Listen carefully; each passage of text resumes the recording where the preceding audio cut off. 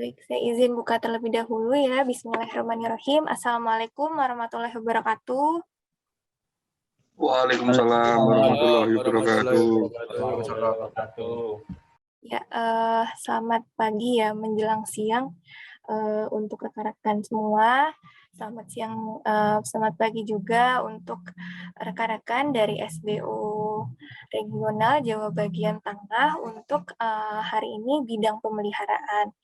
Ada Mas Rinto, Mas Toto, Mas Adam, dan perwakilan dari SBU lainnya sudah bergabung, serta rekan-rekan dari Serpo maupun URC yang hari ini alhamdulillah bisa bertemu kembali ya. Kita bisa bertemu kembali. Untuk kegiatan hari ini, seperti yang sudah diinformasikan, hari ini adalah kegiatan untuk safety meeting. Mungkin sedikit bertanya-tanya apa bedanya dengan kemarin. Kemarin kita sudah melaksanakan safety briefing atau safety talk secara online, lalu juga mungkin nanti akan mulai safety patrol secara online. Nah, hari ini safety meeting, maaf. Jadi safety meeting mungkin menjelaskan sedikit perbedaannya. Jadi safety meeting ini nantinya akan ada sedikit sharing materi mengenai kesehatan dan keselamatan kerja. Di dalamnya mungkin dasar-dasar K3 maupun pengetahuan mengenai bagaimana sistem manajemen K3 yang ada di PT Indonesia Comnet Plus. Untuk meningkatkan awareness kita juga maupun mungkin mengingat kembali, merefresh kembali hal-hal mengenai K3. Nah, untuk materinya sendiri sudah saya share ya di kolom chat beserta link daftar hadir pada hari ini. Mungkin nanti rekan-rekan bisa bantu untuk mengisi absensinya dan mendownload materi yang akan di-share pada hari ini. Nah, untuk safety meeting sendiri nantinya dilanjutkan setelah materi ada sesi diskusi. Nah, sesi diskusi ini nanti bisa berupa masukan, pertanyaan, maupun sharing-sharing rekan-rekan di lapangan mengenai hal-hal terutama mengenai kesehatan dan keselamatan kerja. Nah, itu saja mungkin sedikit pembukaan dari saya. Mungkin mewakili juga sekaligus dari SPV ASE dan TPM, Pak Anggara, dan juga yang mungkin berhalangan hadir karena hari ini sedang ada kunjungan ke PLN, seperti itu. Baik, untuk kita persingkat waktu, mungkin kita lanjut saja ke, mungkin ada pembukaan sedikit ya dari pemeliharaan Jawa Bagian Tengah kepada Mas Rinto. Dipersilahkan, Mas. Ya, makasih Mbak Rika sebagai perwakilan dari HSE. Oke, selamat pagi rekan-rekan Serpo Jateng. Selamat pagi. Ya. Oke, sebelumnya mungkin ini pertemuan virtual pertama ya dengan saya. Oke, salam kenal. Sebelumnya nama saya Rinto Arijaya sebagai manajer pemeliharaan di Jateng, pengganti Pak Sem. Mungkin besok memang kita rencana ada pertemuan rekon ya besok di kantor, bisa ketemu offline. Oke, rekan-rekan, sebelum kita pembahasan diskusi lebih lanjut mengenai HSE ini, mungkin hanya sekedar mengingatkan aja bahwa K3 di sini adalah mutlak dan tidak bisa ditawar. Jadi mungkin kita sudah merasa kerja udah lama, udah profesional, tapi seprofesional kita pun kita tidak boleh lengah. Kalaupun hujan atau sedikit gerimis, cuaca tidak mendukung, lebih baik kita pending dulu daripada nanti terjadi hal-hal yang tidak diinginkan. Terlebih lagi untuk di Jateng ini ya Bapak Ibu, kondisi kabelnya terbuka ya, beda dengan di lokasi lain. Sebelumnya saya di SBS, di Sembraksel. Nah, mungkin itu jadi perhatian lebih ya untuk di Jateng ini, supaya jangan sampai terjadi kelalaian dan juga kecelakaan ketiga. Mungkin singkat aja Mbak, itu aja yang bisa saya sampaikan. Mungkin lebih lanjutnya bisa langsung ke materi dan diskusi. Silakan Mbak. Baik, terima kasih juga Mas Rinto. Berarti tadi seperti info sebelumnya terdapat penggantian ya dari manajer pemeliharaan. Di sini baru nanti mungkin bisa bertemu offline dengan rekan-rekan mungkin esok hari gitu ya. Baik, saya izin share screen untuk materi pada hari ini. Sekali lagi mohon dibantu untuk mengisi absensi yang sudah ada di kolom chat ya. Dan untuk rekan-rekan yang belum bergabung, bisa langsung bergabung aja ke link yang sudah disampaikan sebelumnya. Baik.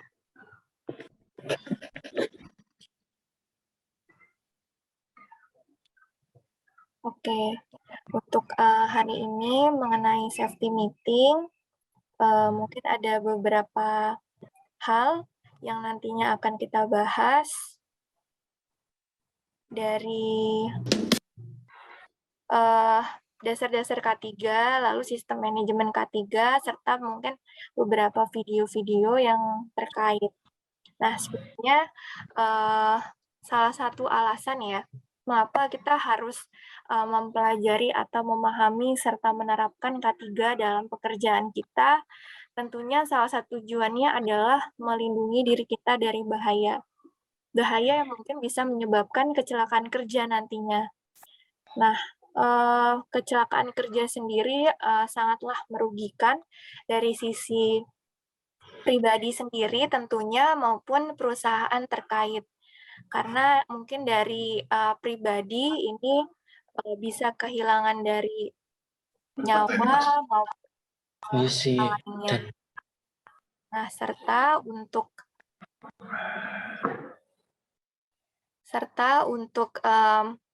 perusahaan sendiri ini bisa merugikan untuk dari jam kerjanya, lalu kehilangan pekerjanya. Selanjutnya adalah mungkin apabila kecelakaan yang menyebabkan material yang rusak dan tools yang rusak, pastinya material dan tools masuk ke dalam kerugian yang bisa dirasakan oleh perusahaan. Jadi sangat besar dampaknya. Nah, kenapa disangkut pautkan kecelakaan dengan gunung es? Karena gunung es sendiri ini hanya terlihat puncaknya saja kalau di permukaan laut ya. Mungkin sangat pendek seperti itu karena hanya terlihat puncaknya saja. Ternyata di bawah air itu ada badan dan juga mungkin lereng dari bukit gunung es tersebut yang tidak terlihat.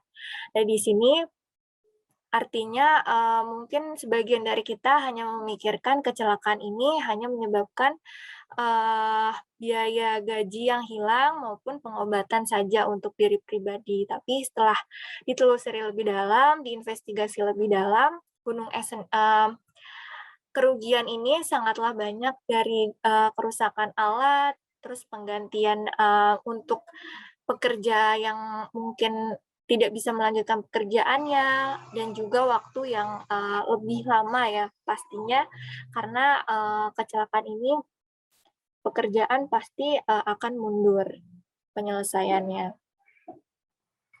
Nah, ini beberapa hal yang akan kita bahas pada hari ini. Lalu juga untuk landasan kerja sendiri, untuk K3, tentunya sudah diatur dalam undang-undang kita, Undang-Undang Republik Indonesia Nomor 1 Tahun 70, serta peraturan-peraturan pemerintah terkait K3. Nah, di Indonesia Comnet Plus juga sudah menerapkan masuk ke dalam KPI maupun sudah masuk ke dalam keputusan direksi. Nah, untuk latar belakang sendiri, kita sudah memiliki standar manajemen K3 dari ISO 18001, 45001, serta yang terbaru adalah sistem manajemen K3 dan juga lingkungan hidup, yakni ISO 14001.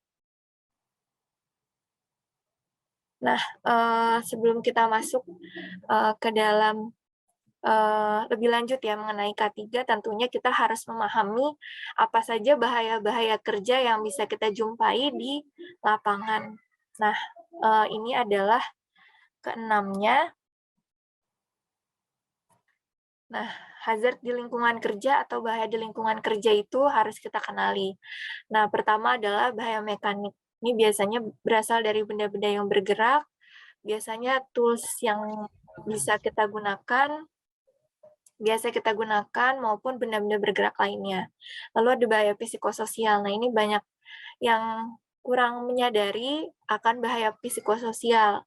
Bahaya psikososial sendiri ini bisa berupa gangguan dari batin pekerja, bisa dengan atasan maupun dengan rekan kerja satu sama lain, maupun dari masyarakat sekitar yang mungkin mengganggu pekerjaan, konsentrasi pekerja mungkin dari sisi sosialnya. Lalu ada bahaya fisik. Nah, ini biasanya ada bahaya kelistrikan, lalu juga bahaya kebisingan, misalnya ada benda-benda yang sangat bising di lingkungan kerja kita. Lalu juga ada bahaya kimia, ini berasal dari bahan-bahan kimia yang berbahaya dan juga beracun. Lalu juga ada bahaya ergonomi, ini terkait dengan posisi kerja. Posisi saat penarikan kabel misalnya, atau posisi saat menaiki dan menuruni tangga, yang nantinya akan berimbas pada biasanya tulang maupun otot-otot dari para pekerja. Nah, selanjutnya ada bahaya biologi, ini berasal dari makhluk hidup, contohnya adalah virus COVID-19 yang sekarang kita rasakan. Nah, itulah bahaya-bahaya kerja yang wajib sekali rekan-rekan pahami bahwa nantinya akan menyebabkan risiko-risiko yang bisa menyebabkan kecelakaan kerja dari bahaya tersebut. Nah, setelah kita mengetahui bahaya kerja yang ada, tentunya ada pencegahan maupun bisa kita kendalikan bahaya tersebut agar menurun risikonya, agar bisa kita kendalikan supaya tidak membahayakan kita. Nah, untuk hierarchy of control-nya sendiri, ini ada 5 tingkatan. Yang biru adalah yang paling efektivitasnya paling tinggi, atau yang paling bisa mencegah kecelakaan kerja paling baik gitu. Dan yang paling terakhir adalah PPE atau Personal Protective Equipment, atau yang sering dipahami sebagai alat pelindung diri. Nah, pertama adalah eliminasi. Eliminasi ini yang paling efektif karena memang dari bahannya sendiri dieliminasi atau dihilangkan. Nah, namun apabila memang tidak bisa dihilangkan, misalnya kabel fiber optik kan dari ini ya, bahan fiber optiknya sendiri di dalamnya ada serpihan kaca. Misalnya itu jadi suatu bahaya bagi setiap para pekerja. Nah, ini bisa nggak untuk kabel fiber optiknya ini dieliminasi atau dihilangkan? Tentunya karena kita bekerja di jaringan seperti itu yang pastinya membutuhkan kabel fiber optik, tentunya tidak bisa dieliminasi. Maka kita lanjut ke pengendalian selanjutnya, yakni substitusi. Nah, substitusi ini digantikan bahannya untuk misalnya yang lebih ramah lingkungan atau yang lebih tidak berbahaya. Nah, bisa nggak kabel fiber optiknya diganti untuk tidak memakai bahan tersebut lagi. Apabila memang tidak bisa juga untuk digantikan, maka kita lanjut ke hierarki selanjutnya, pengendalian selanjutnya, yakni yang warna kuning, engineering controls, yakni kita mengisolasi orang maupun bahan tersebut agar tidak menjadi bahaya. Contohnya adalah kabel fiber optik itu yang ada serpihan kacanya, diisolasi menggunakan misalnya bahan lagi ya untuk melindungi kabel fiber optiknya tersebut sehingga tidak langsung terkena ke misalnya tangan para pekerja. Nah, ini termasuk engineering controls. Nah, apabila sudah dilakukan tapi masih ada juga bahayanya, maka lanjut ke administrative controls. Nah, di sini berupa kebijakan-kebijakan atau cara-cara yang diberitahu kepada pekerja bagaimana caranya untuk penggunaan kabel fiber optik ini agar tidak membahayakan para pekerja. Biasanya misalnya instruksi kerja atau prosedur kerja. Nah, yang paling terakhir adalah yang bisa kita lakukan dengan alat pelindung diri. Nah, alat, pelindung diri ini, bisa kita lakukan dengan penggunaan sarung tangan saat kita misalnya, memotong kabel fiber optik atau melakukan penarikan untuk kabel fiber optik. Nah, itu dia pengendalian-pengendalian yang bisa rekan-rekan, gunakan untuk, mencegah bahaya yang tadi sebelumnya disebutkan. Baik. Nah, selanjutnya, untuk identifikasi bahaya listrik, nah di sini ada contohnya, ada salah satunya saluran udara tegangan menengah. Nah, di tiang ini terdapat saluran udara tegangan menengah maupun saluran udara tegangan rendah. Nah, mungkin sudah, beberapa banyak yang memahami bahwa di prosedur kita sudah diberitahu jarak aman antara, tegangan menengah, tegangan rendah ke jalur, saluran udara kabel telekomunikasi yang mungkin kita kerjakan. Nah, di sini ada 2,5 meter dari, saluran udara tegangan menengah apabila memang ada SUTR di antaranya. Nah, ini jaraknya dari, SUTR ke kabel telekomunikasi kita adalah sebesar 100 sentimeter. Nah, tentunya bahaya dari, tiang ini yang ada Dipakai suwe sambruk mobil ya, saka tere kon semeter. saluran udara, tegangan listriknya. Nah, ini bisa kita cegah dengan, kondisi-kondisi yang bisa mencegah kita dari kecelakaan. Pertama adalah dengan menggunakan tangga fiber sebagai, standar yang bisa, dikeluarkan oleh PLN. Nah, lalu pastikan tiangnya juga, dipanjat tidak dalam keadaan lembab maupun basah. Lalu, pastikan tidak ada kebocoran atau aliran tegangan di, sekitarnya, serta penggunaan alat pelindung diri.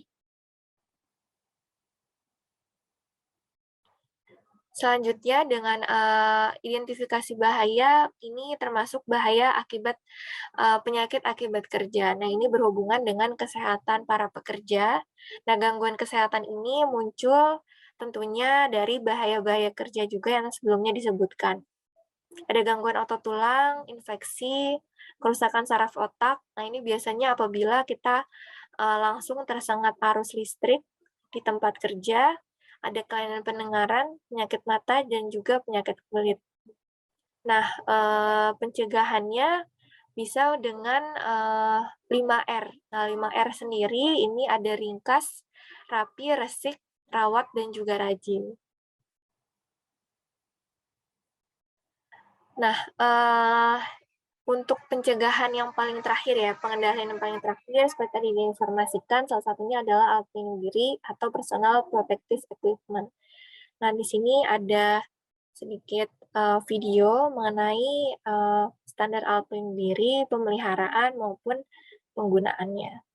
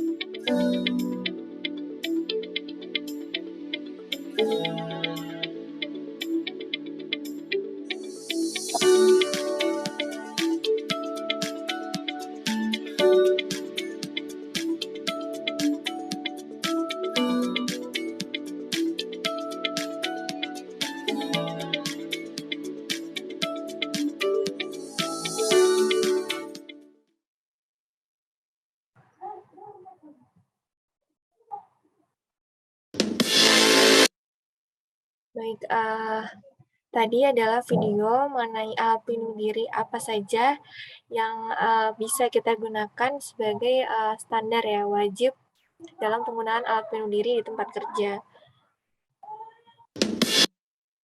Nah, selanjutnya kita lanjut ke job safety analysis. Nah, job safety analysis sendiri adalah dokumen kerja yang bisa digunakan untuk kita mengidentifikasi bahaya sebelum terjadinya insiden atau kecelakaan. Nah, job safety analysis sendiri ini ada contohnya untuk dari icon sendiri. Ini ada nama pekerja, tanggal maupun lokasinya.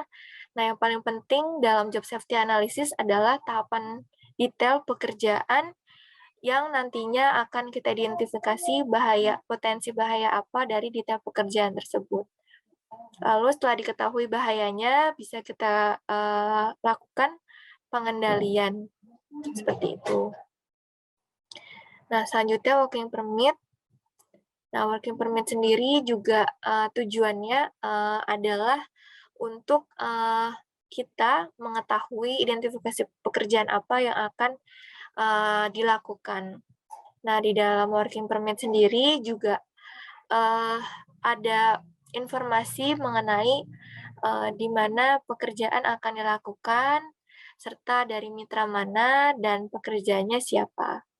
Nah, di sini ada jenis peralatan yang digunakan, bahaya-bahaya mungkin terjadi, serta tindakan apa dan alat pelindung diri apa yang mungkin disesuaikan nantinya dengan pekerjaan yang akan dilakukan.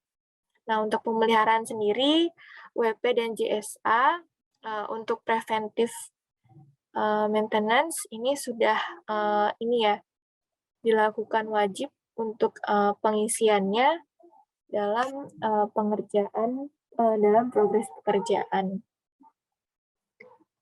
Nah, selanjutnya ada fire safety protection. Salah satunya adalah mungkin yang sering kita jumpai alat memadam api ringan atau APAR. Nah, APAR sendiri tentunya digunakan untuk memadamkan api. Nah, di sini ada cara-caranya pertama dengan cabut pin atau pengaman yang ada di APAR, lalu diarahkan selangnya kepada sumber api atau titik api, lalu ditekan dari tuasnya dan diratakan ke seluruh sumber api. Nah, APAR sendiri sangatlah bermacam untuk isinya. Nah, untuk isinya sendiri juga diperuntukkan terhadap api-api atau bahan-bahan yang apa saja yang bisa terbakar ya. Saya mungkin salah satunya adalah apabila di dalamnya adalah foam atau busa. Nah, ini bisa untuk kebakaran tipe A dan juga tipe B. Namun tidak diperuntukkan untuk tipe C, untuk kebakaran kelistrikan maupun tipe F seperti itu. Nah, sistem proteksi kebakaran yang aktif juga salah satunya adalah sprinkler. Mbak, bisa balik lagi Mbak ke foto sebelumnya, APAR. Nah, ini masukan aja buat teman-teman nanti ketika melihat tabung APAR seperti ini dengan kondisi dia pakai selang ya. Ketika menggunakan setelah pin dicabut, usahakan ujung selangnya itu jangan seperti yang di huruf A-nya itu ya. Tapi pastikan selalu di ujung selang. Kenapa? Ketika kita mengeluarkan gas apartnya itu, si selang nggak bergerak ke atas ke bawah. Jadi kalau itu nggak ditahan, itu kadang nanti selalu mental, akhirnya kena mulut, kena apa gitu. Jadi diusahakan pegangan itu di ujung selangnya. Seperti itu. Itu Mbak, tambahannya Mbak. Karena yang pernah kejadian yang menggunakan apart tersebut, karena dia yang dipegang tengahnya. Jadi dia ujung selangnya itu bergerak-bergerak, akhirnya mental ke atas ke bawah, kena mulut, kena gigi, ompong jadinya. Gitu Mbak. Oke, baik. Terima kasih Mas Adam atas tambahannya. Mungkin dipegang paling ujungnya ya, biasanya bentuknya kayak, seperti corong. Nah, itu corongnya yang mungkin, ujungnya yang dipegang. Nah, tapi untuk, bahan karbon dioksida ya, kalau saya tidak mungkin nanti bisa, dilihat lagi. Nah, apar yang, dalamnya CO2, nah ini beda lagi, bentuknya nanti selangnya tidak akan sepanjang, foam maupun powder. Nah, itu selangnya memang tidak bisa dipegang. Namun apabila memang dalamnya ini foam, water, maupun powder, nah ini harus dipegang dari ujungnya karena mungkin, nantinya akan saat ditekan tuasnya, ini akan ada tekanan dari dalam, sehingga selangnya ini apabila tidak dipegang ujungnya bisa, kemana-mana gitu ya, nggak langsung ke titik api seperti yang dijelaskan oleh Mas Adam, seperti itu. Oke, kita lanjut ke tadi sampai di sprinkler. Nah, namun sprinkler ini biasanya, diperuntukkan di bangunan-bangunan ya, bangunan-bangunan yang ada di sekitar. Apabila memang mungkin ada asap atau api-api yang terkait, nah ini bisa terbuka dari sprinklernya sendiri. Nah, di sini ada fire accident in time frame. Jadi kapan sih kita harus menelpon, pemadam kebakaran saat ada kebakaran di sekitar kita gitu. Nah, pertama kan pastinya kita, deteksi dulu ya atau saat kita lihat, apa sih yang terbakar atau, area mana yang terbakar. Nah, apabila di sekitarnya ada apar, kita langsung, eee, pakai apar tersebut atau pakai sprinkler. Apabila memang dalam 1,5 menit atau kurang dari 1,5 menit sudah bisa dipadamkan, mungkin bisa kita handle sendiri, ini tidak perlu menelpon dari pemadam kebakaran. Apabila sudah 1,5 menit lebih tidak bisa kita padamkan sendiri untuk apinya, nah itu, kita, telepon pemadam kebakaran dan, kita fokus kepada evakuasi dari, rekan-rekan yang ada di gedung maupun apabila memang pekerjaannya misalnya di outdoor, kita, eee, evakuasi diri kita dan juga teman-teman yang lain ke tempat yang lebih aman dan biarkan, pemadaman dilakukan oleh yang lebih ahli atau pemadam kebakaran, seperti itu. Nah, seperti tadi yang dijelaskan juga ada bahaya ergonomi yang mungkin, kadang-kadang tidak kita sadari ya, ada bahaya ini di dalam pekerjaan kita. Nah, ini terkait bagaimana kita menggunakan peralatan, lalu juga, bagaimana kita membawa misalnya barang-barang, dan juga mungkin, saat kita proses pekerjaannya ya. Nah, kalau ini sih, saat, postur yang baik ya ketika melihat, komputer untuk rekan-rekan mungkin yang, bekerja di depan laptop secara, terus-menerus. Nah, ada juga saat membawa barang, ini gambar yang paling kanan, pojok kanan atas. Nah, itu, hal yang salah adalah yang sebelah kiri itu posisinya, tidak benar, nantinya mungkin akan menyebabkan, sakit punggung atau kelainan pada punggung belakang ya. Nah, apabila dilakukan dengan, benar seperti posisi yang di sebelah kanan, nah ini, bisa menghindari kita dari bahaya ergonomi sendiri. Nah, untuk penyakit akibat kerja juga salah satunya adalah stres terkait pekerjaan. Mungkin, pekerjaan yang terus berulang atau dengan tekanan, untuk penyelesaiannya yang cepat seperti itu kadang, menjadi tekanan juga bagi para pekerja. Nah, atau, rekan kerja yang kurang dari partisipasinya maupun, hal-hal lainnya yang bisa menyebabkan stres kerja. Nah, ini ada panduan untuk manajemen stres di tempat kerja. Salah satunya mungkin yang bisa dilakukan sekali gitu ya, misalnya ada senggang waktu, mungkin bisa berolahraga atau, menyalurkan hobi-hobi rekan-rekan untuk, kembali ya, agar tidak stres kerja. Nah, ini terkait P3K. Lalu 3 points kontak saat menggunakan tangga. Nah, di sini yang mungkin bisa rekan-rekan lakukan saat menaiki dan menuruni tangga.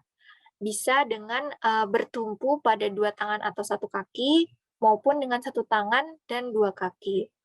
Nah, untuk saat memanjangkan tangga juga harus berhati-hati, jangan memanjangkan tangga di bawah, karena kita tidak tahu, mungkin saat kita panjangkan ke bawah, terus disenderkan pada tiang, ternyata melebihi dari seharusnya saluran udara telekomunikasi kita. Malah nantinya mungkin seperti kejadian sebelumnya itu ada mereka terlalu panjang untuk memanjangkan tangganya, sehingga saat disenderkan pada tiang ini melebihi yang seharusnya dan mengenai tegangan menengah. Nah, disitulah hal-hal yang mungkin kecil ya, tapi harus kita sama-sama pelajari dan kita sama-sama lebih berhati-hati lagi. Nah, kita masuk ke sistem manajemen K3. Tadi ada perencanaan, pelaksanaan, dan pengawasan. Nah, di sisi perencanaan sendiri, ini sebelumnya kita sudah laksanakan ya safety briefing, atau kalau rekan-rekan di lapangan pastinya sebelum pekerjaan wajib sekali untuk melaksanakan safety briefing. Ini tujuannya apa? Tentunya untuk menginformasikan bahaya yang akan kita hadapi di pekerjaan tersebut, sehingga melindungi pekerja dari kecelakaan kerja. Nah, fasenya ini mungkin pernah disampaikan. Pembukaan, pertama adalah pembukaan, lalu selanjutnya bisa diisi dengan mengecek kesehatan dari para tim, lalu menjelaskan apa saja bahaya-bahaya kerja, serta bagaimana kita mau mencegahnya. Lalu bisa juga untuk teman-teman yang standby sebelum melakukan pekerjaan, ini mengecek kelayakan dari APD dan juga tools yang akan dibawa saat bekerja. Tak lupa untuk foto bersama sebagai eviden bahwa rekan-rekan sudah konsisten melaksanakan safety briefing sebelum melakukan pekerjaan. Nah, untuk fase pelaksanaan sendiri, ini untuk rekan-rekan yang ada di lapangan bisa melaksanakan safety patrol.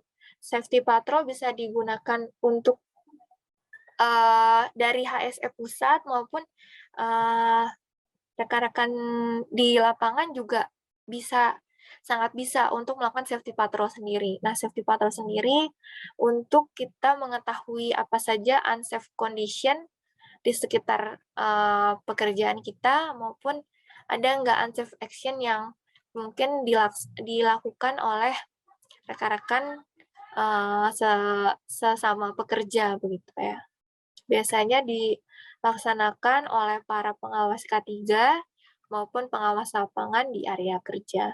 Nantinya safety patrol sendiri akan ada temuan-temuan seperti yang biasanya diinformasikan oleh kita setelah safety patrol. Ini ada hampir celaka, ada nggak unsafe action, ada nggak unsafe condition. Nah, di sini mungkin bisa refresh kembali ya, apa sih unsafe condition. Nah, unsafe condition sendiri ini kondisi bahaya, semua kondisi berbahaya yang ada di lingkungan kerja. Bisa dari peralatannya, bisa dari orang lain, bisa dari lingkungan setempat, bisa dari cuaca, seperti itu. Nah, kalau unsafe action, ini tindakan yang dilakukan oleh para pekerja sehingga menyebabkan bahaya bagi lingkungan maupun bagi dirinya sendiri. Biasanya secara sadar aja gitu, rekan-rekan melakukan unsafe action ini, misalnya nggak pakai APD secara lengkap, atau merokok di tempat kerja, seperti itu. Nah, kalau near miss, ini kegiatan hampir celaka, atau sesuatu peristiwa yang tidak direncanakan. Misalnya hampir terkena sengatan arus listrik atau hampir terjatuh dari ketinggian. Nah, ini alurnya, alur pelaksanaan pada safety patrolnya. Nah, untuk fase pengawasan sendiri, di sini ada evidence sosialisasi terkait sistem manajemen K3. Kita juga sering share bagaimana tutorial aplikasi K3 atau aplikasi di iFast ya, menu HSE. Lalu juga kita selalu mengupload evidence recording mulai dari safety patrol, safety meeting, safety talk juga ada di sana.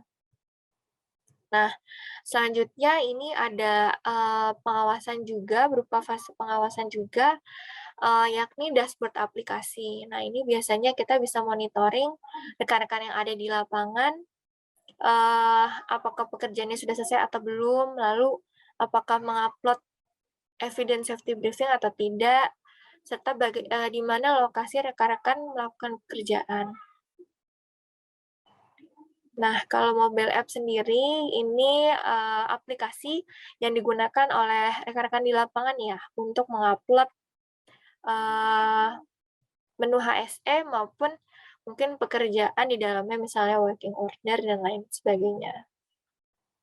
Nah, ini salah satu evidence foto dan video, hanya beberapa mungkin yang masih kurang sesuai saat kita melakukan pengecekan di dashboard.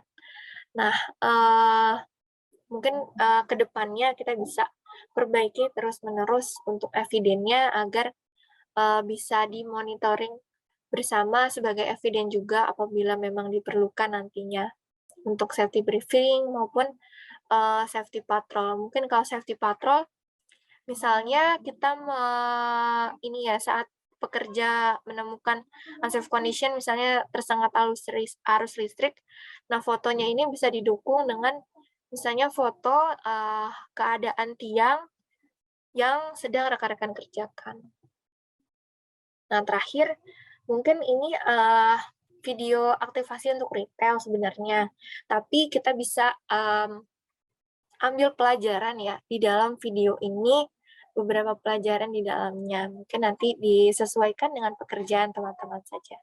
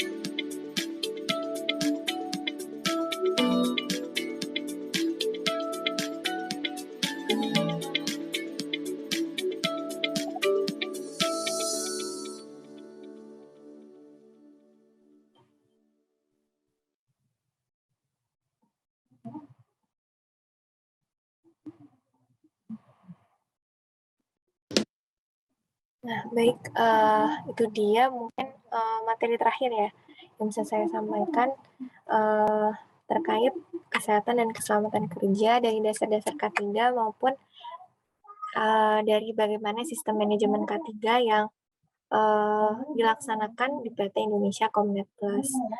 Mungkin itu materinya. Baik, bisa kita lanjut ke sesi selanjutnya, yakni sesi diskusi.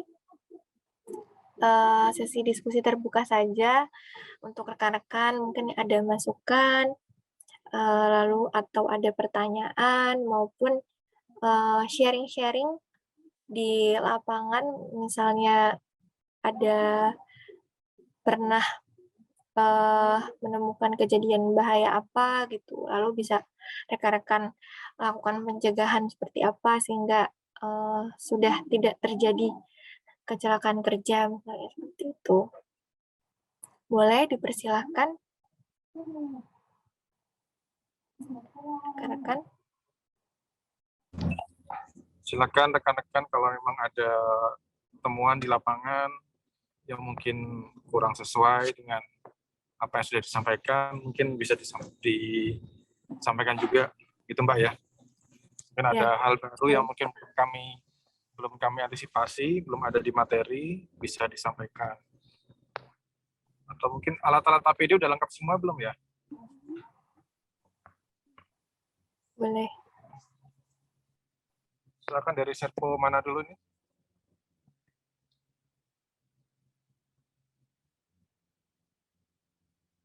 Mungkin kita absen lagi aja kali ya.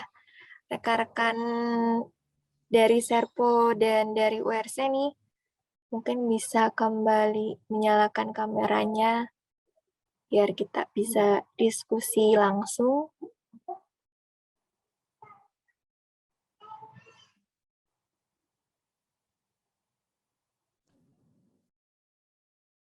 Boleh. Dari mana nih? Mungkin ingin sharing-sharing, bertanya, atau masukan-masukan.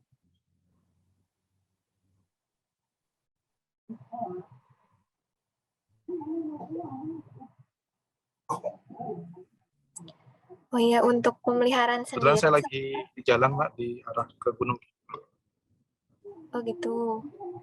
Oke. Kalau pemeliharaan sendiri sudah semua punya akun untuk di aplikasi iFast semuanya? Sudah ya, dari Serpo Tegal sudah.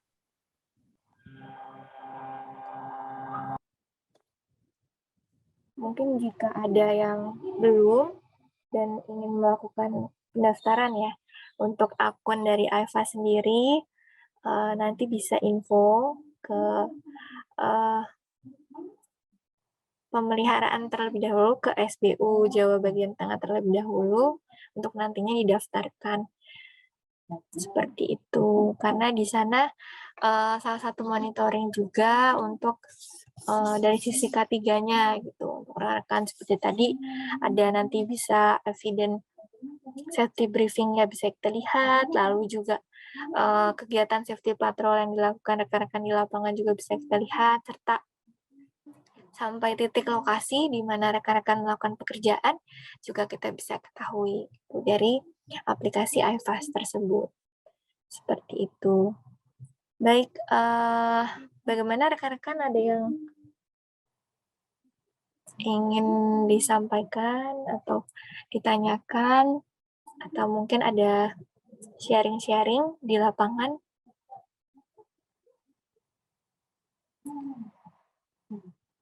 Karena tujuan diskusi sendiri kita ingin mendengar nih rekan-rekan, mungkin ada aspirasi dari rekan-rekan yang bisa kita jadikan acuan ya untuk K3 kita lebih baik lagi dari sisi mungkin prosedur maupun kebijakan-kebijakan lainnya, nantinya bisa membantu rekan-rekan yang ada di lapangan. Seperti itu. Mungkin dari Jogja dulu Mbak, Serpo Jogja. Boleh, Serpo Jogja. Dengan siapa nih? Ada Serpo Jogja. Tadi kayaknya Mas Oksi ya kalau nggak salah. dari Serpo Jogja.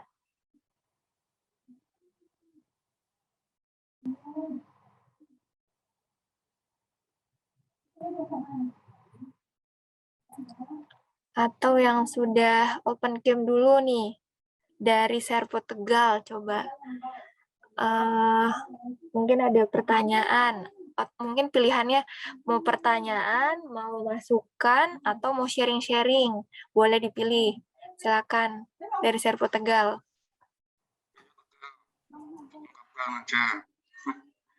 Kritik dan saran boleh juga ya, Mbak? Boleh Oh, silakan, boleh sekali. Ya, yang di lapangan yuk. Dibuka untuk rekan-rekan. Yuk, perkenalkan dulu namanya siapa, biar saya juga kenal nih nama masnya dengan mas siapa.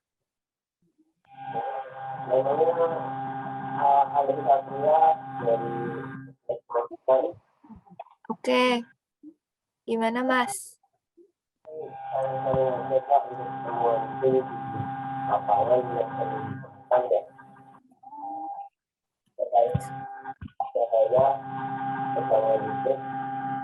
Kebanyakan kalau kota-kota itu kan yang banyak ya yang banyak yang pastinya cukup banyak. Yang sering ditemukan itu mendekatkan yang representasi sudah aman antara satu dan komunikasi dengan kakak maupun saya kan enggak yang kan jaraknya kebanyakan kurang dari 1 meter dan itu apa namanya kondisinya juga akan panjang di dari kalangannya yang rumah juga banyak yang bisa memakai isolasi ataupun yang dari saya atau yang bisa dibagi tentang dengan apa namanya untuk terbatas kayak pergerakannya yang memakai karya tangan pun dengan sangat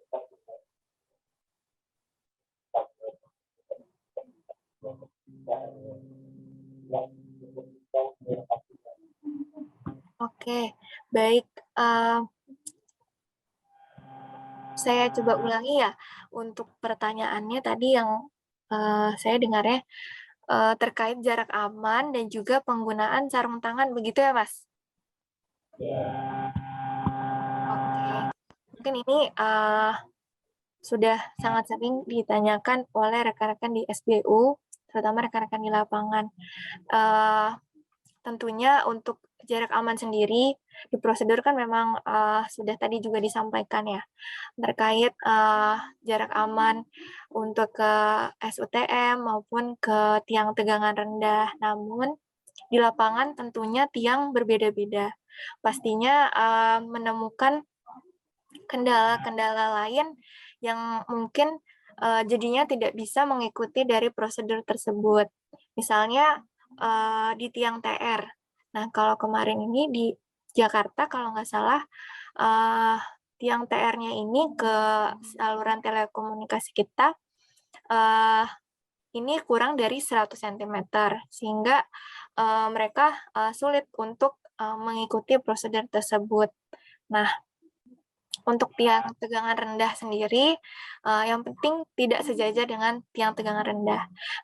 Pertama adalah memang kita harus mengutamakan jarak aman tersebut. Tapi memang apabila memang tidak bisa dari sananya jalur telekomunikasi kita sudah 100 cm, sudah mentok lah, tidak bisa dilebihkan lagi ya, harus lebih dekat lagi dari 100 cm. Nah, ini pastikan terlebih dahulu di sekitarnya ada tidak kabel-kabel bertegangan lainnya. Walaupun memang tiang sekarang sudah banyak yang menggunakan beton. Memang lebih resikonya lebih akan rendah ketika tiang ini sudah beton, tapi biasanya di tiang kan ada kabel-kabel yang bertegangannya juga ya dari kabel listrik, misalnya saluran ke rumah-rumah warga ataupun lampu-lampu jalan yang ada di sekitar. Nah, itu kita cek dulu ada nggak kabel-kabel yang terkelupas, ada nggak kabel-kabel yang terbuka, yang bisa menyebabkan kita misalnya tersengat arus listrik saat kita menaikkan jarak dari 100 cm tersebut. Nah, apabila memang dirasa sudah tidak ada bahaya di sekitarnya atau memungkinkan untuk menaikkan ya jarak aman tersebut, nah dipersilakan. Tapi ya itu harus kita mengidentifikasi terlebih dahulu ya, kira-kira akan membahayakan atau tidak. Apabila memang membahayakan, nah ini komunikasikan dengan SBU maupun PLN terkait. Nah, nantinya mungkin kalau misalnya memang tidak memungkinkan dinaikkan lagi dari 100 cm itu, nah apa solusinya nantinya gitu. Jadi kita tidak langsung terburu-buru untuk menaikkan dari jarak aman tersebut. Itu kalau tiang tegangan rendah. Nah, beda lagi dengan tiang tegangan menengah. Di sini 20 kV pasti rekan-rekan sudah sangat memahami di lapangan kabel tersebut tidak boleh tersentuh. Terkena benda saja mungkin bisa mental ya. Seperti kejadian yang di SBU lain. Nah, ini saat tangga saja terkena kabel tegangan menengah tersebut, nah ini bisa mental rekan-rekan dan menghilangkan nyawa seseorang. Nah, inilah yang mungkin kita sangat antisipasi dan juga pastinya prosedur tersebut karena dari PLN sudah melalui hal-hal yang sudah diidentifikasi kenapa 2,5 meter untuk tegangan menengah. Nah, mungkin yang saya pahami adalah apabila mungkin misalnya jaraknya ya dinaikkan dari misalnya ini tegangan menengah ya, tegangan menengah dinaikkan misalnya jadi 1,5 meter. Itu kan dari jarak aman kita sangat banyak ya kita naikannya dari 2,5 meter ke 1,5 meter atau 1 meter bahkan gitu untuk kita taruh kabel telekomunikasi kita. Nah, karena di jarak misalnya 1 meter saja itu dari rambut kita sudah terasa tuh tegangan 20 kV dari tegangan menengah gitu.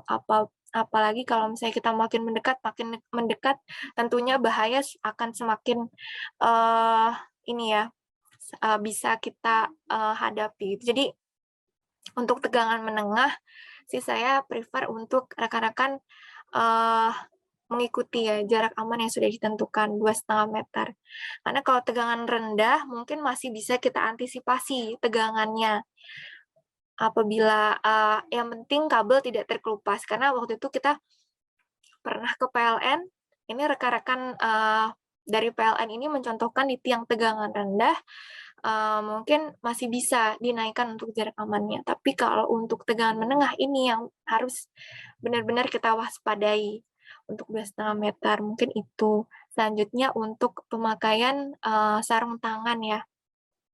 Nah, pemakaian sarung tangan sendiri ini dikondisikan apakah diperlukan sarung tegangan yang sarung tangan listrik atau sarung tangan biasa.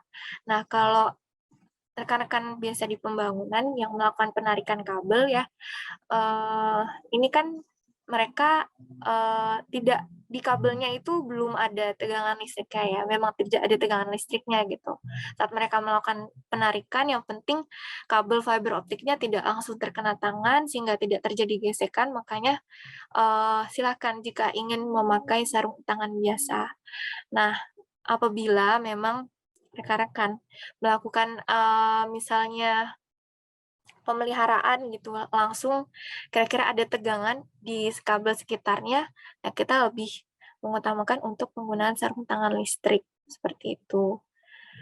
Memang sarung tangan ini sangat sering ditemukan nih, jarang rekan-rekan di lapangan pakai karena memang mungkin licin, Mbak, gitu.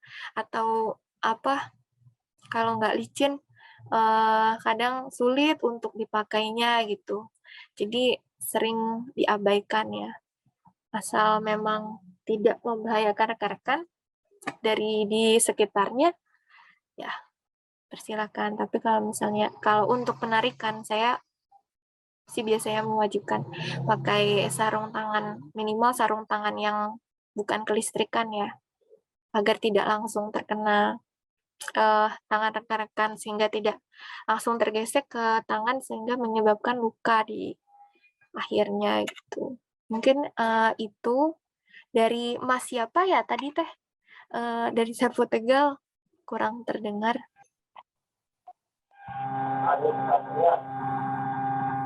Mas siapa Mas?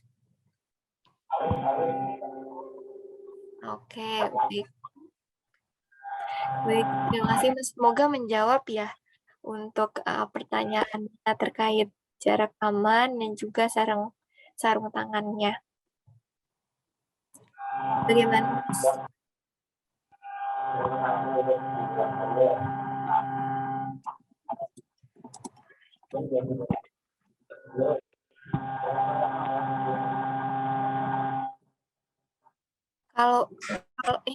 Kalau di saya kurang terdengar suara Mas dari Serpo Tegal. Kalau di saya ya, coba Mas ngomong lagi. Iya, sekarang udah jelas, Mbak. Sekarang udah jelas Mas. Oke, gimana Mas? Mungkin Siap. ada pertanyaan lainnya dari penjelasan saya tadi? Ya, Mbak, sudah cukup untuk penjelasannya. Terima kasih banyak, Mbak. Baik, terima kasih juga. Mas siapa Mas? Boleh diulang nih sekarang. Saya udah dengar. Satria. Oh, Mas Satria, siap. Dari mitra mana Mas? Mitra Sinergi Aditama. Oh, Sinergi Aditama. MSA. Oke, Mas ya. Oke, mungkin kita lanjut ke URC Tegal, Mbak. Oke, URC Tegal, boleh. Suaranya jelas nggak, Mbak? Jelas, Mas. Assalamualaikum warahmatullahi wabarakatuh. Waalaikumsalam warahmatullahi wabarakatuh. Kenalkan, saya Argi dari URC Tegal, Mbak. Baik, silakan, Mas. Terkait pekerjaan di lapangan, rata-rata kan potensi bahayanya adalah tersengat listrik ya, Mbak? Oke, iya betul. Pertanyaan saya, apa yang harus kita lakukan jika rekan kita tersengat listrik? Amit-amit ya, Mbak. Maksudnya kan ini cuma buat ini aja. Jadi pertanyaannya, apa yang harus kita lakukan jika rekan kita tersengat listrik? Itu, Mbak, pertanyaan dari saya. Assalamualaikum warahmatullahi wabarakatuh. Waalaikumsalam warahmatullahi wabarakatuh. Dari URC Tegal ya. Dengan Mas siapa tadi? Maaf, Mas. Dengan ARGI, Mbak. Oh, Mas Argi. Dari ya, mitra mana? Infratek Indonesia, Mbak. Oke, dari Infratek ya. Oke. Tadi pertanyaannya mengenai apa yang harus kita lakukan ketika ada rekan kerja kita yang tersengat arus listrik. Oke, Mbak. Oke, saya langsung izin jawab ya. Nah, untuk rekan-rekan, pastinya sudah pernah melihat sebelumnya, mungkin di video atau di mana gitu, ketika orang tersengat arus listrik, lalu kita langsung tolong orang tersebut mengikuti, misalnya kalau tadi kan saya memberikan arahan untuk pertolongan pertama atau P3K untuk apabila ada orang yang pingsan atau ada terluka di daerah pendarahan di luar. Nah, berbeda dengan P3K saat ada yang tersengat arus listrik. Karena tersengat arus listrik ini kan mereka ada arus atau tegangan ya. Saat mereka terkena itu, di dalam tubuh mereka itu ada arus atau tegangan yang bisa dirasakan. Nah, ketika rekannya menolong langsung, nah itu malah rekan yang menolong ini terkena arus listrik juga. Seperti itu. Jadi, memang berbeda penanganannya dengan orang yang pendarahan di luar. Jadi tidak bisa kita langsung tolong, kita memegang langsung orang yang terkena tegangan arus listrik, seperti itu.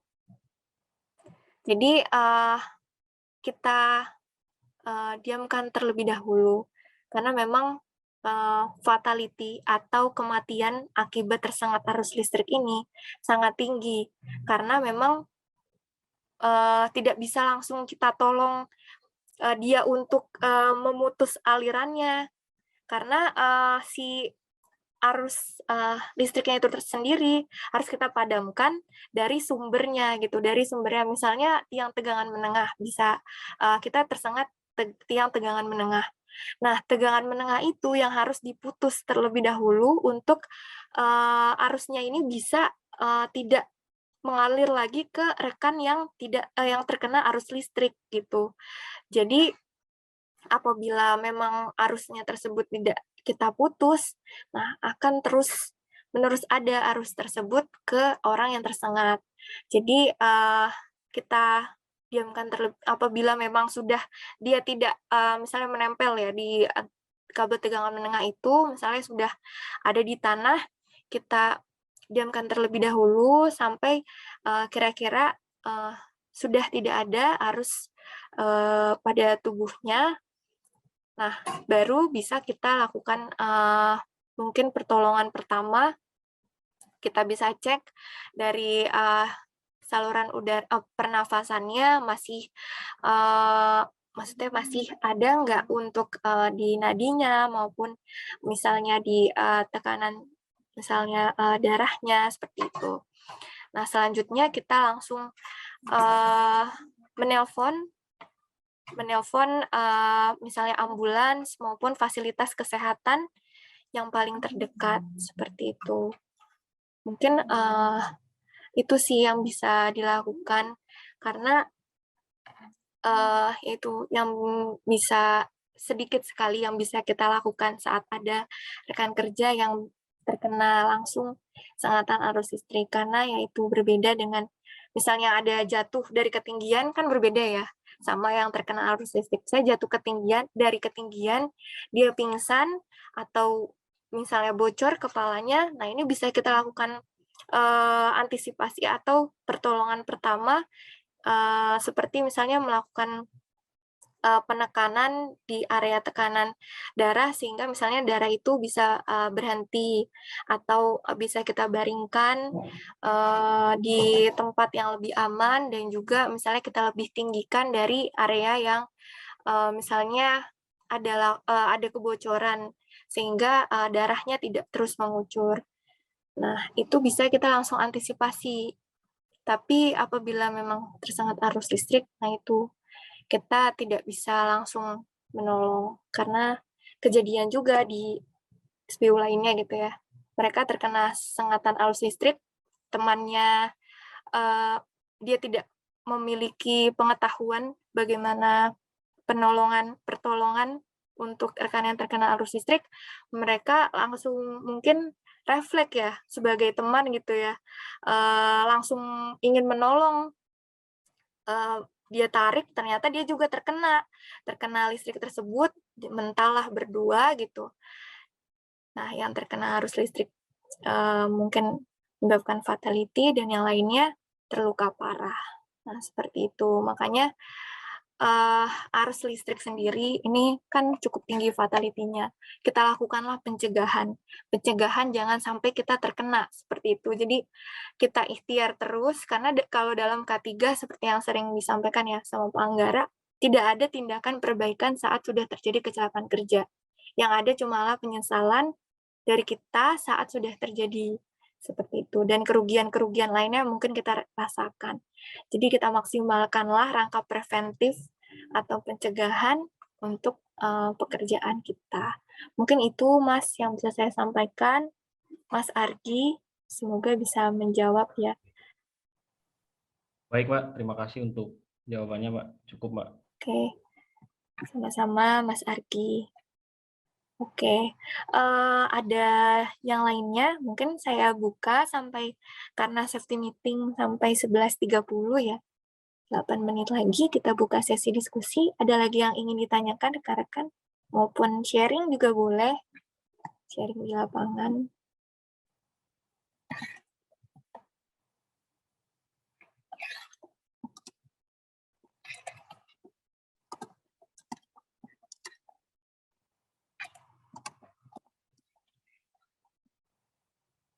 Boleh dari mana lagi nih?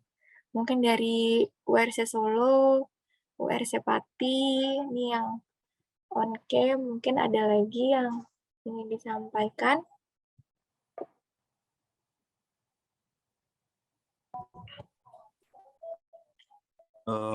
Pagi Mbak, siang Mbak Rika, Rio Mbak dari KPI Purwokerto Mbak. Boleh Mas Rio, silakan.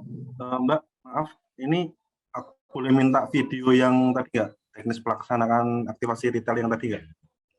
Oh, ada di link materi Mas, di kolom chat ada drive Google. Nah, di dalamnya ada materi. Nah, itu sudah lengkap dengan video-video retail juga di dalamnya. Atau ingin saya putarkan lagi apa gimana Mas maksudnya? Enggak sih, maksudnya mau buat ini, simpan maksudnya buat share ke teman-teman retail yang di sini. Maksudnya nanti buat daily ini sih, daily reminder sih. Oh, oke. Mungkin Iya. mungkin kalau yang teman-teman kan udah ini. Kalau yang retail ini kan mungkin pada mitra baru ya. Iya. Ini aja buat daily reminder aja sih. Iya, di PowerPoint-nya sudah ada videonya, Mas, lengkap dengan materinya. Nanti saya masukkan juga coba di Drive Google untuk videonya ya. Ini Mas Pratsyo Fajar kok nggak kelihatan wajahnya ya, biar tahu. Iya, yang mana nih? Mas ganteng ini Mas. Terima kasih Mbak, nanti ini aja mungkin Mbak di share aja videonya. Terima kasih Mbak Rika. Sama Mas. Oke. Apabila memang belum ada yang belum hadir juga nih dari di hari ini ya, misalnya ada rekan-rekan yang sudah di lapangan sekarang jadi belum bisa bergabung, boleh banget untuk misalnya ada manajemen mitra misalnya yang bergabung sekarang, materinya saya minta tolong untuk di-share ya ke rekan-rekan yang ada di lapangan. Tuh, biar misalnya bisa menjadi bahan bacaan juga terkait dasar-dasar K3. Gitu. Oke, ada lagi rekan-rekan?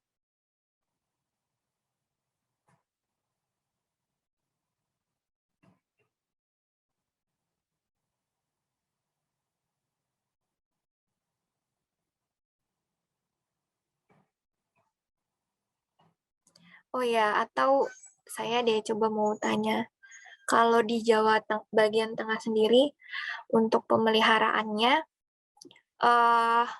kalau saya kemarin itu di daerah mana ya? Kalau nggak salah, Sumatera. Sumatera kan dia memang pegunungan ya, pegunungan, bukit-bukit. Nah, mereka ini punya kendala untuk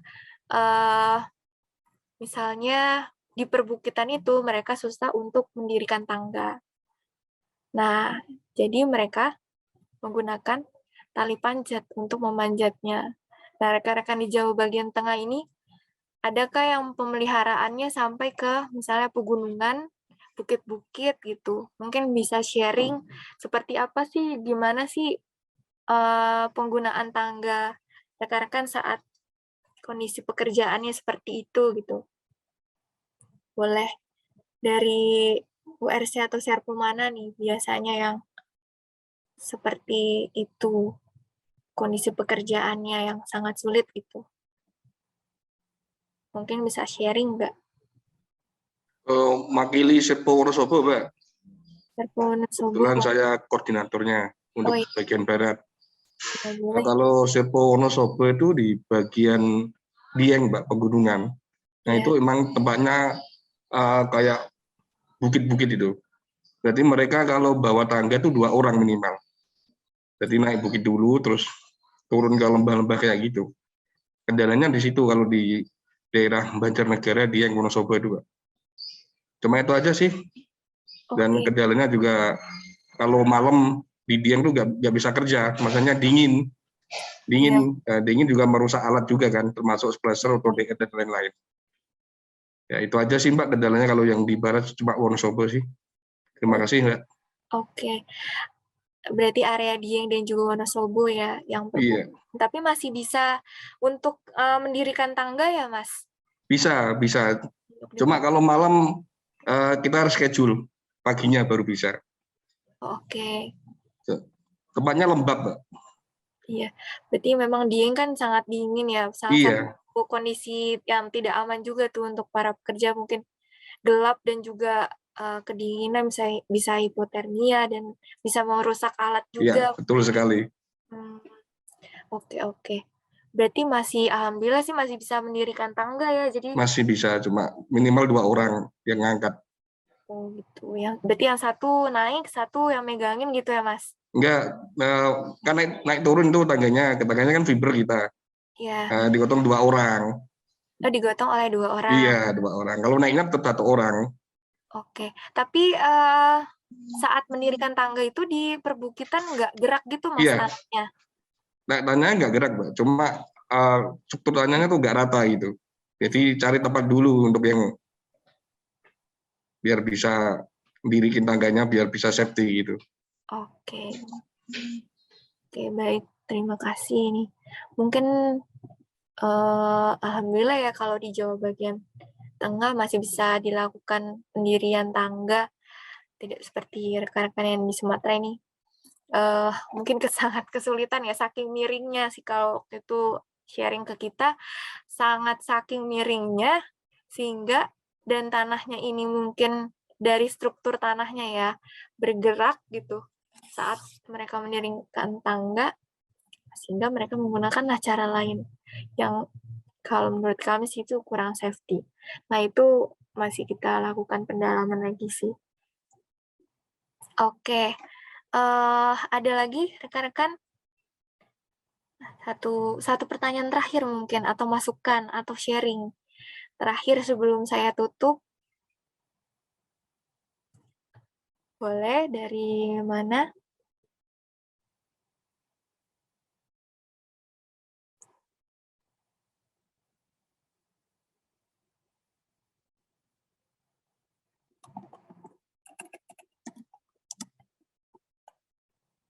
Atau saya yang tunjuk nih? Biasanya kalau nggak ada yang mau nanya, nggak ada yang mau kasih masukan, nggak ada yang mau kasih kritik dan saran, saya tunjuk aja ya. Dari URC Solo mungkin, Mas Johar, boleh Mas? Pilihannya boleh sharing-sharing, atau mau kasih masukan, atau kasih kritik saran, atau boleh juga bertanya. Atau saya gimana? Assalamualaikum warahmatullahi wabarakatuh. Waalaikumsalam warahmatullahi wabarakatuh. Waalaikumsalam warahmatullahi Wabarakatuh. Itu aja sih Mbak. Kalau URC kan kebanyakan kita pekerjaannya kan di indoor. Kendala kita terkadang kan untuk PLN itu kan di atas gitu Mbak. Jadi kadang kita juga butuh tangga untuk melihat kerjaannya itu. Sama tempat servernya terkadang sempit Mbak, untuk aktivitas di dalam itu kurang maksimal.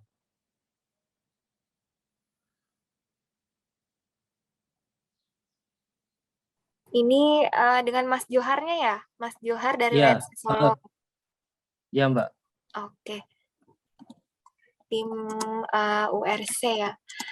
Tadi pertanyaannya mengenai server yang sempit. Ya untuk PLN, rak PLN itu kan yang 12U kan rata-rata kan tempatnya kan di atas. Ya, Nah, mau nggak mau kan kita butuh tangga kan Mbak ya.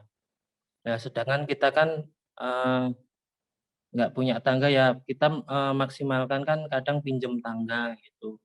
Atau pakai kursi gitu Mbak. oke. Kebetulan pas kalau ada ya alhamdulillah, tapi kalau kadang nggak ada kita pakai kursi gitu, Mbak. Jadi kurang maksimal lah Mbak gitu. Oke. Mungkin mau tanya dulu untuk rak yang tinggi sendiri.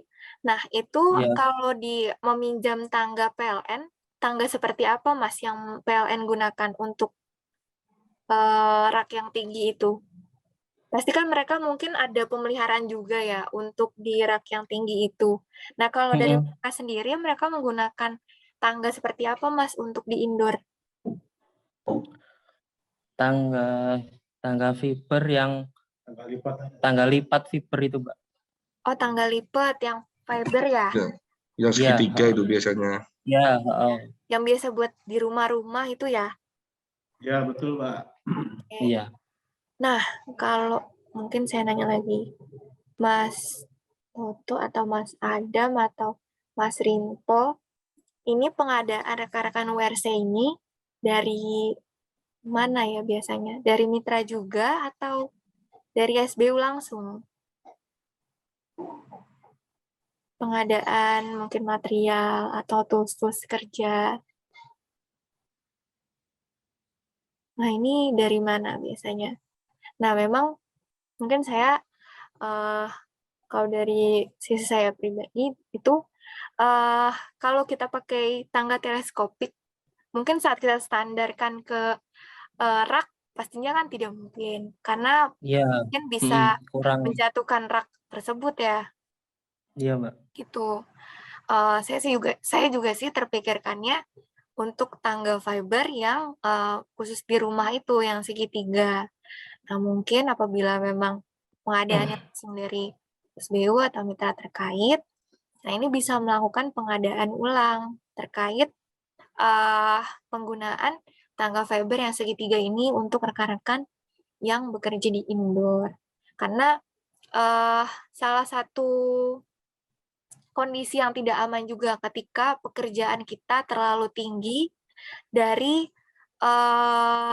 yang seharusnya gitu. Misalnya kita tidak bisa menggapai pekerjaan tersebut atau terlalu tinggi, itu kan juga tidak baik ya untuk sisi ergonomi atau posisi kerja kita. Dan tadi juga memang jadinya pekerjaan kita jadi tidak maksimal ketika memang pekerjaan itu terlalu tinggi.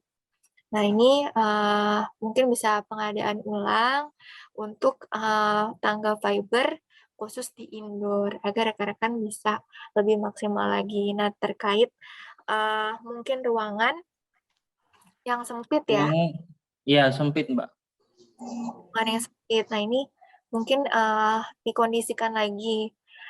Misalnya pekerja 3 orang, apabila misalnya bisa dikerjakan oleh 2 orang, nah ini agar mungkin tidak terlalu memenuhi area kerja ya, bisa melakukan pergantian untuk pekerjaannya agar jadi tidak terlalu penuh dari misalnya memang terlalu sempit gitu dari lingkungan pekerjaannya. Karena kalau terlalu sempit di PLN, nah itu kan lebih sebenarnya PLN ya yang punya bangunan tersebut. Nah, ini memang ketika kita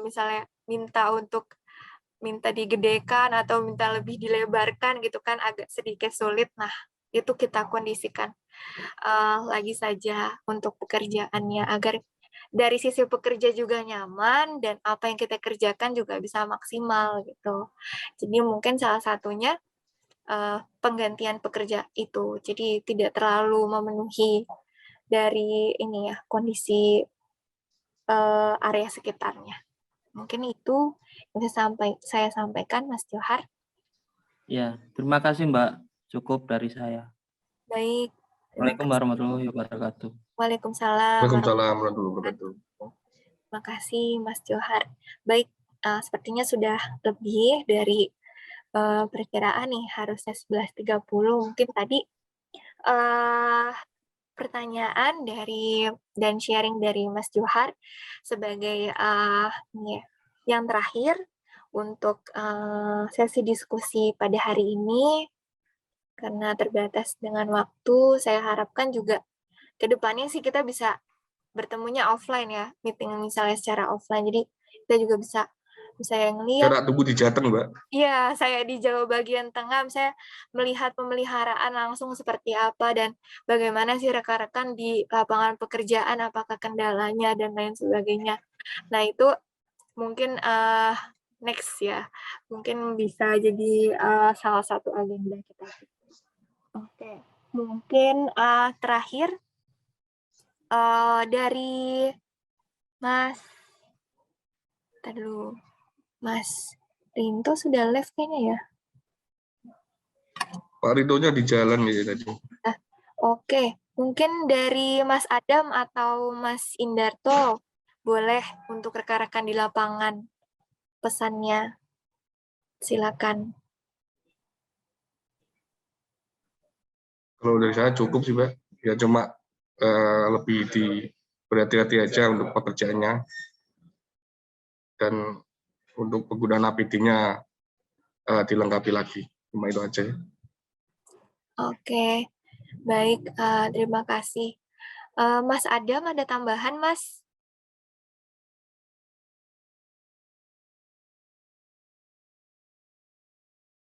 Oke, mungkin ada agenda lain juga. Nah, terakhir sekali, rekan-rekan, belum lama ini di akhir bulan kemarin ada SBU yang terkena stop working authority lagi. Kita tidak bosan-bosannya mengingatkan teman-teman terkait K3. Kenapa? Karena kita tidak hanya diawasi oleh HSE Pusat. Kita diawasi sebagai dari rekan-rekan yang punya aset kita yang kita kerjakan, yakni PLN. Nah, mereka juga punya HSE di mana mereka melakukan patroli penertiban terkait keselamatan dan kesehatan kerja. Nah, stop working authority ini bisa dikeluarkan di mana saja, di seluruh SBU, di seluruh penjuru gitu ya, ketika memang mereka patroli dan menemukan rekan-rekan tidak sesuai dengan kaidah K3 atau tidak misalnya menggunakan APD atau rekan-rekan saat ditanya dokumen kerja ini tidak bisa menjelaskan di mana letak dokumen kerja yang rekan-rekan sedang lakukan progres. Nah, ini mereka berhak untuk mengeluarkan stop working authority. Tidak menunggu persetujuan dari ICON, karena mereka punya aset, mereka punya akses langsung untuk memberhentikan pekerjaan rekan-rekan saat itu juga. Nah, bahkan stop working authority ini sangat berdampak bisa dibekukan satu SBU. Tidak hanya pemeliharaan, misalnya hanya satu tim yang terkena stop working authority. Nah, ini malah seluruh pekerjaan di SBU terkena stop working authority. Nah, itulah mungkin salah satu hal selain dari jiwa manusia yang memang sangat penting. Nah, stop working authority ini yang tidak kita inginkan terjadi oleh didapatkan oleh rekan-rekan di lapangan seperti itu. Jadi kita sama-sama saling membantu terkait pelaksanaan K3 ini. Tidak bosan-bosan kami ingatkan, mungkin K3 ini tentunya berkaitan dengan perilaku rekan-rekan, budaya rekan-rekan, mungkin rekan-rekan sangat banyak sekali pembelajarannya di lapangan. Mungkin saya lebih kurang dari rekan-rekan, tapi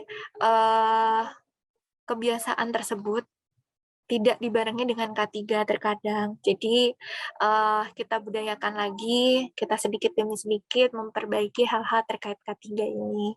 Pelan-pelan saja kita maksimalkan terkait K3 ini. Mungkin itu saja kalau dari saya. Semoga bermanfaat sharingnya hari ini, materinya, maupun sesi diskusinya. Saya tutup. Sekali lagi terima kasih sudah difasilitasi dengan rekan-rekan pemeliharaan Jawa bagian tengah. Semoga semua pekerjaannya dapat dilancarkan dan kita semua dapat terhindar dari bahaya maupun kecelakaan kerja. Itu saja. Kurang lebihnya mohon maaf. Wassalamualaikum warahmatullahi wabarakatuh. Waalaikumsalam warahmatullahi wabarakatuh. Rekan-rekan semua, selamat melanjutkan pekerjaan.